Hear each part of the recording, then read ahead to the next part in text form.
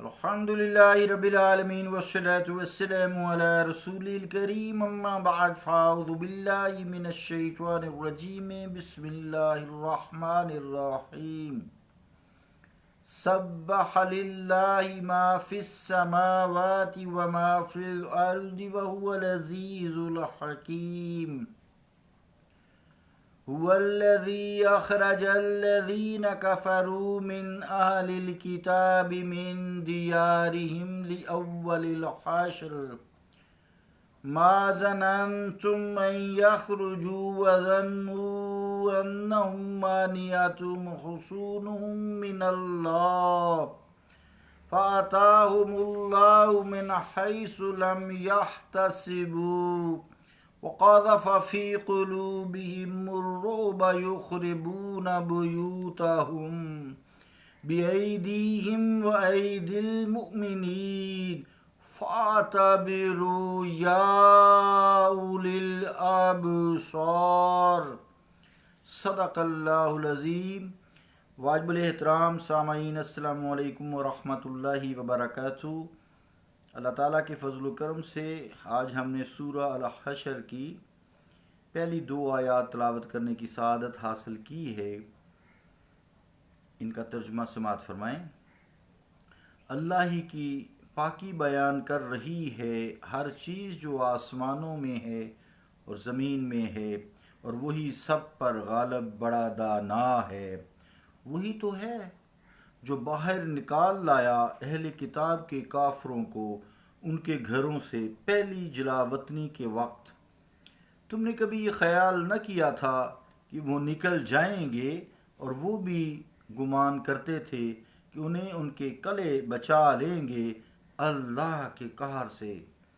پس آیا ان پر اللہ تعالیٰ کا قہر اس جگہ سے جس کا انہیں گمان بھی نہ تھا، اور اللہ تعالیٰ نے ڈال دیا ان کے دلوں میں رعب۔ چنانچہ وہ برباد کر رہے ہیں اپنے گھروں کو اپنے ہاتھوں سے اور اہل ایمان کے ہاتھوں سے۔ پس عبرت حاصل کرو اے دیدائے بینا رکھنے والو، اللہ کا قول سچا ہے جو بڑی ہی عظمت والا ہے۔ عزیزان گرامی قدر، السلام علیکم ورحمۃ اللہ وبرکاتہ۔ آج ہم نے سورہ الحشر کا آغاز کیا ہے، تو پہلی آیت جو ہے سبح للہ سے شروع ہوتی ہے۔ اس صورت میں مدینہ کی جو نوخیز اسلامی ریاست ہے اس کو ایک عظیم فتنہ سے نجات ہوئی، اس کا تذکرہ یہاں کیا گیا ہے۔ اور نجات جو ہے ایسے حالات میں جب کہ بظاہر اس کا کوئی امکان نظر نہیں آتا تھا، اور نجات اس طرح کے مسلمانوں کو پھر کوئی جانی نقصان بھی نہ ہو۔ اور اس کا نتیجہ یہ نکلا کہ بنی نذیر کا قبیلہ جو آئے دن آستین کا سانپ تھا اور ڈنگ مارتا رہتا تھا، مسلمانوں کو ڈستا رہتا تھا، وہ خود ہی جلا وطنی پر تیار ہو گیا۔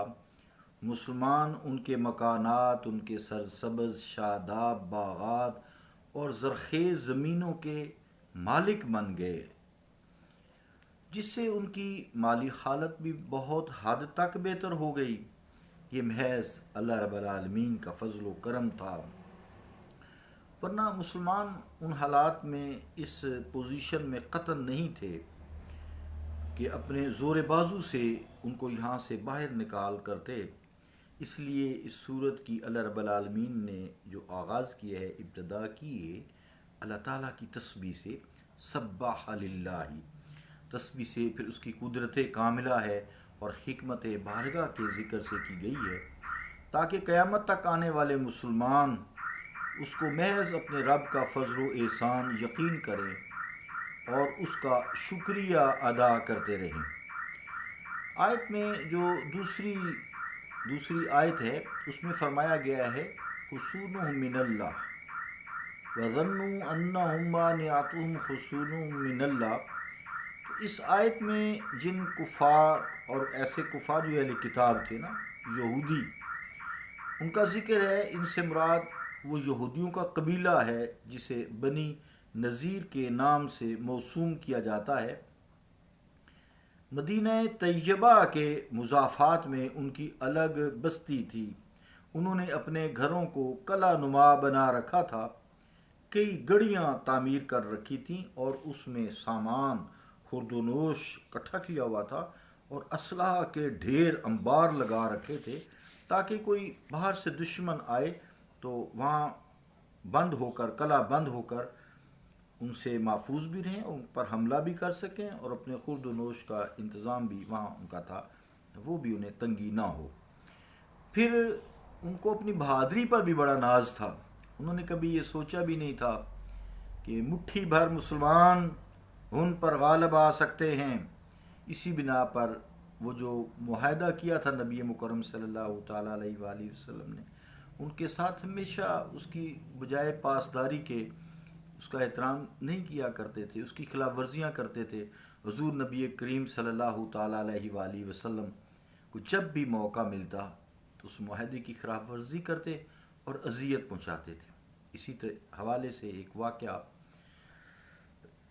جو آپ سنتے بھی رہتے ہیں، آپ کے بچے اسکولوں کالجوں میں پڑھتے رہتے ہیں۔ ایک روز حضور علیہ الصلوۃ والسلام ایک جھگڑے کا تصفیہ کرانے کے لیے ان کے محلہ میں تشریف لے گئے۔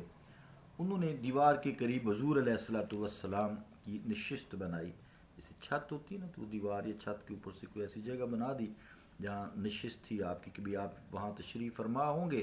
جب حضور علیہ الصلوۃ والسلام تشریف فرما ہوئے اور گفتگو میں مصروف ہو گئے تو طے شدہ ان کا منصوبہ تھا، انہوں نے ایک بدبخت نابکار کو بھیجا کہ حضور علیہ الصلوۃ والسلام پر اوپر سے ایک بھاری پتھر لڑکا دے اور استغفر اللہ معاذ اللہ حضور علیہ الصلوۃ والسلام کی شمع نور کو گل کر دے۔ اللہ رب العالمین حکیم ہے، مصطفیٰ کریم کا محافظ ہے۔ اللہ تعالیٰ نے آپ کو اس نور کو بکھیرنے کے لیے بھیجا ہے، اور یہ تا قیامت تک جاری رہے گا انشاءاللہ تعالیٰ۔ اللہ تعالیٰ نے اس کا خود ذمہ اٹھایا ہوا ہے کہ اللہ تعالیٰ نے نا واللہ متم نورہ ولو کرہ الکافرون، جو آیت ہے نا پیچھے، یریدون لیطفئوا نور اللہ بافواہہم، وہ چاہتے ہیں کہ اللہ کے نور کو پھونکوں سے بجھا دیں۔ واللہ متم نورہ ولو کرہ الکافرون، اللہ اپنے نور کو پورا کر کے رہے گا چاہے کافروں کو کتنا ہی ناگوار کیوں نہ گزرے۔ والذی ارسل رسولہ بالہدی ودین الحق، اس نے رسول کریم صلی اللہ تعالیٰ علیہ وسلم کو ہدایت اور دین اسلام کے ساتھ بھیجا، بالہدی ودین الحق، دین حق کے ساتھ بھیجا، لیظہرہ علی الدین کلہ، تاکہ سارے ادیان پر اس دین کو غالب کر دیا جائے، ولو کرہ المشرکون، چاہے مشرکوں کو کتنا ہی ناگوار کیوں نہ گزرے۔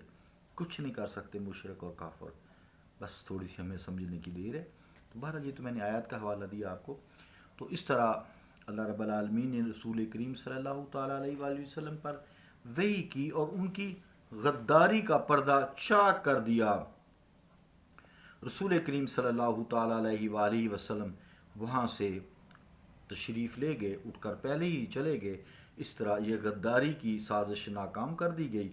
نبی مکرم صلی اللہ تعالیٰ علیہ وآلہ وسلم نے انہیں معاہدہ کی خلاف ورزی کے باعث ان سے معاہدہ ختم کر دیا اور مدینہ طیبہ سے نکل جانے کا الٹیمیٹم دے دیا۔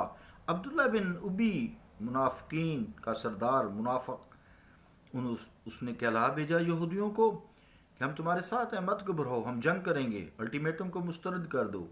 انہیں اپنے مضبوط قلعوں، اپنی جنگی مہارت، شجاعت پر بڑا گھمنڈ تھا۔ عبداللہ بن ابی کے پیغام نے اس گھمنڈ کو مزید تقویت دے دی، لیکن اللہ تعالیٰ نے ان کے دلوں میں ایسا خوف و ہراس پیدا کر دیا اور انہیں ایسا مرعوب کر دیا، یعنی وقذف فی قلوبہم الرعب، ان کے دلوں میں رعب جما دیا کہ انہوں نے الٹیمیٹم ختم ہونے کے 4 دن ابھی باقی تھے تو ہتھیار ڈال دیے اور مدینہ طیبہ سے جلا وطنی کو قبول کر لیا۔ دوسری آیت میں یہی مضمون بتایا گیا ہے پھر اپنے آراستہ پیراستہ مکانوں، شاداب باغوں، زرخیز زمینوں کو چھوڑ کر چلے جانے کو ہی عافیت سمجھی، اور یہ کوئی معمولی بات نہیں تھی۔ وہ یہاں صدیوں سے آباد تھے، منڈیاں اور بازار ان پر ان کا قبضہ تھا، ان کے پاس مضبوط قلعے بھی تھے۔ ان قیمتی چیزوں، جائیداد منقولہ غیر منقولہ سے دستبردار ہونا ان کی مرعوبیت کی انتہا تھی، انتہا کی مرعوبیت تھی ان میں۔ اللہ تعالیٰ نے پیدا کی نا ان کے دلوں میں، وَقَذَفَ فِي قُلُوبِهِمُ الرُّعْبَ۔ تو اللہ تعالیٰ نے اپنے محبوب کریم علیہ الصلوۃ والسلام کو جو معجزات عطا فرمائے ہیں ان میں سے ایک معجزہ رعب کا بھی ہے کہ کافر جو ہے کئی میل دور سے اس کے دلوں میں خوف آ جاتا رہا۔ عزیزان گرامی قدر، یہ جو فی قلوبہم الرعب ہے نا، تو اس جملہ میں اس بات کی طرف اشارہ بھی ہے کہ ان کا خیال یہ تھا کہ جنگ ہوگی اور ہم مسلمانوں کو مار بھگائیں گے۔ یہ تو انہوں نے سوچا بھی نہ تھا کہ وہ بغیر لڑے ہی یہاں سے اپنی ان قیمتی اشیاء کو، جائیداد وغیرہ کو چھوڑ کر چلے جائیں گے۔ بقیہ اس آیت کا حصہ، جو اس آدھی آیت رہ گئی کچھ حصہ آخری، اس کو اگلی کلپ میں کرتا ہوں۔ صلی اللہ تعالیٰ علی رسول خیر خلقہ محمد وعلی آلہ وصحبہ اجمعین برحمتک یا ارحم